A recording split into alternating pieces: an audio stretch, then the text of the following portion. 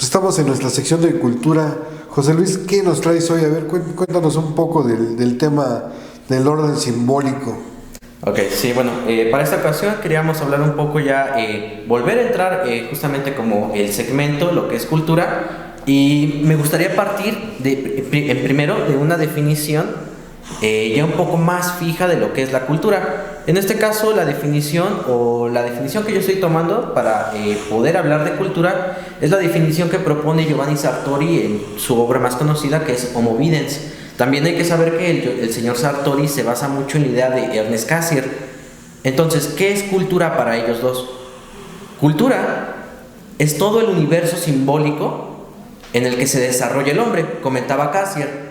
El hombre se desarrolla en un universo físico, sí, que es el lenguaje racional, el lenguaje más científico, pero comentaba, a la par que está este lenguaje y a la par que está este universo físico, el hombre también convive con el universo simbólico. El universo simbólico se construye de todos aquellos aspectos que al hombre le son significantes. Es decir, empezando por la escritura, por ejemplo, ¿no? Exacto. O sea, la escritura es un tema simbólico completamente, porque a través de la escritura puedes ir expresando esas cosas, igual que la pintura, digo, en tema muy rupestre, las pinturas rupestres o los primeros vestigios de historia de la humanidad, ¿no? Claro, tanto es así que el señor Alatorre, en los 1000 años de la lengua española, comenta, uno de esos sistemas simbólicos principales, como bien comenta, es la escritura, y más que la escritura es el lenguaje. Pero vamos a ahondar un poquito ahorita, un poco más en ello, más adelante. Ahora, el universo simbólico se compone de 4 grandes estamentos o 4 grandes áreas. Estas áreas son las que definen tanto las costumbres y las tradiciones de los hombres. ¿Cuáles son estas 4 áreas? Bueno, tenemos el área mitológica, el área religiosa, el área artística. Que la mitología y la religión se combinan mucho ahí en varios aspectos, como en el tema de los griegos, ¿no? Digo, yo difiero un poco del tema de Marx en el sentido de que yo creo que las religiones o las partes mitológicas es mucho el sentido de la revolución de casi todas las culturas, ¿no? Sí, claro, no hay cultura que no tenga una base, un fundamento mítico. Y en ese sentido creo que entra perfectamente también Irse Aliade con sus comentarios acerca de todo esto. Incluso, ¿no? Llegamos al punto de hablar de las festividades navideñas, de los cumpleaños, y estos son representantes del solsticio. Exacto, de un mito muy clásico y que remite al estado del ciclo, regresar a ese estado del principio. Bueno, entonces tenemos las 4 áreas, son el arte, el mito, la religión y el lenguaje. Estas 4 áreas van a completar el universo simbólico y al mismo tiempo complementan lo que es la cultura del hombre.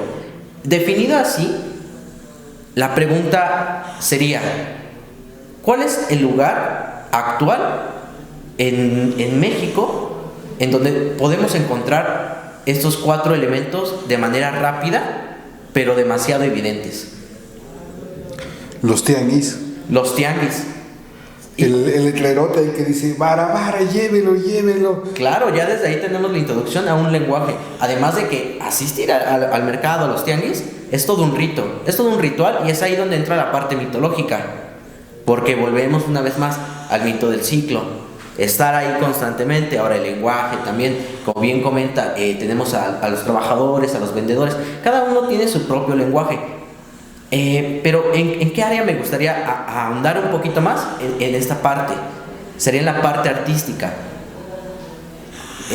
Hablar de arte es un tema muy complejo y que da para una gran discusión. Me gustaría a mí partir un poquito de la definición de Gombrich, que en su ya conocido libro de la historia del arte comentaba: no existe el arte con A mayúscula como la conocemos, como la concebimos como un dios casi. Yo diría, sí, tú eres artista y los demás son terrenales, ¿no? Exacto. Y dice, no existe el arte, ese arte con A mayúscula no existe, existen más bien y únicamente los artistas, y que estarían equiparados a los artesanos. Y estos artesanos son un poquito los que encontramos en algunos mercados. Pero que yo diferiría ahí un poco en ese tema, porque yo sí creo que la mayor parte de lo que nosotros creemos que son artesanos son artistas, porque también hacen piezas únicas, ¿no? Sí. Y aunque en los grandes círculos no estén plasmados como artistas o catalogados como artistas, la realidad es que sus piezas son únicas, su arte es único, y yo le voy más a eso, a una manguera roja tirada en el piso en el Museo de Arte Moderno, ¿no? O sea, digo, es una exageración esas cosas, pero bueno. Y también habría que aclarar, ¿quiénes son los que definen realmente este tipo de arte del que comenta?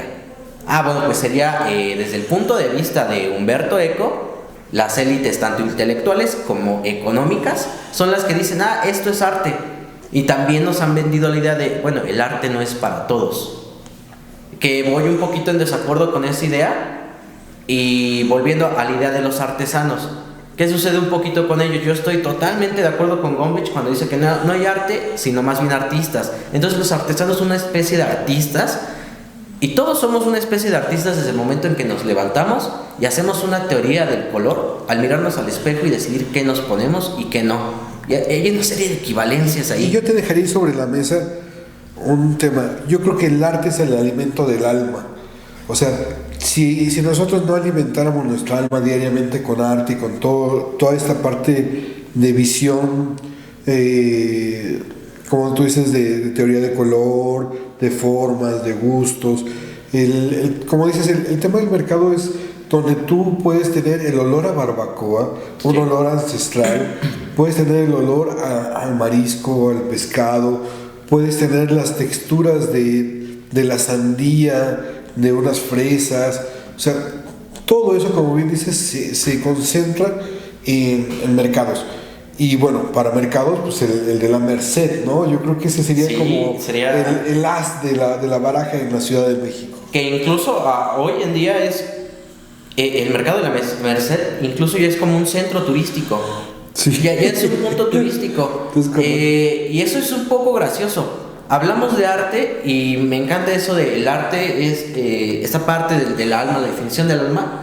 Creo que a veces los extranjeros lo ven un poco más que nosotros mismos. Tanto es así que, bueno, ellos mismos han hecho de estos centros culturales, que son los mercados, centros para el turismo. ¿Qué pasa también en México? Que para el siglo pasado, la segunda mitad, llega la industrialización, llega toda esta serie de hacer un poquito al lado lo más, llamémoslo rústico, sin parecer peyorativo, y llegan los supermercados. Pero es que eso rústico lo hacemos peyorativo en México. Tú vas a Estados Unidos y las casas de madera son preensambladas, pues, o sea, a ti te venden tu casa de madera preensamblada para que tú la pongas en cualquier zona rústica de Estados Unidos. O digo, te vas a vivir a un pueblito de Alemania y entonces sí eres nice, ¿no? Pero si vives en un pueblito de México, no.